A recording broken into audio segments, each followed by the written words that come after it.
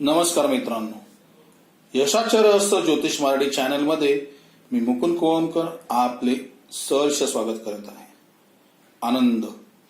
आनंद परमेश्वराने मनुष्याला दिलेला एक अमूल्य भेट, एक अमूल्य भावना। काही व्यक्ती लहान जागेत राहून सुद्धा अगदी आनंदी असतात, तर काही व्यक्ती महालात राहून सुद्धा आनंदी नसतात।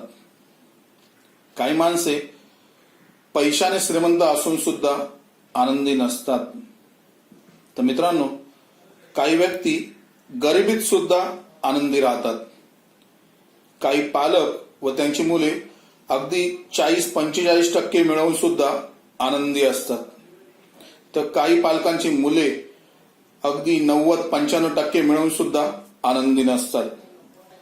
काही व्यक्ती मोठ्या आजारात सुद्धा आनंदी दिसतात, तर काही व्यक्ती साध्या शिंकेने सुद्धा आनंदी दिसत नाहीत।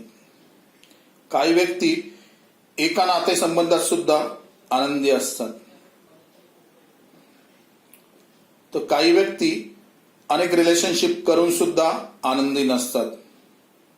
प्रॉपर्टी, पैसा, मार्क, हेल्थ, प्रेम या गोष्टींवरतीच फक्त आनंद अवलंबून असतो का?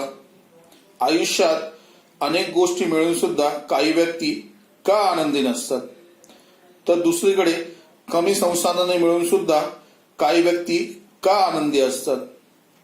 आनंदी राहणे ही कला आहे, आनंदी राहणे हे सायन्स आहे, की आनंदी राहणे एक सवय आहे? या सर्व प्रश्नांची उत्तरे मित्रांनो मी आपल्याला आनंदी व्हा, आनंदी राहा या सिरीज मध्ये आपल्याला देणार आहे। तेव्हा मित्रांनो, विचार बदला, भाग्य बदला।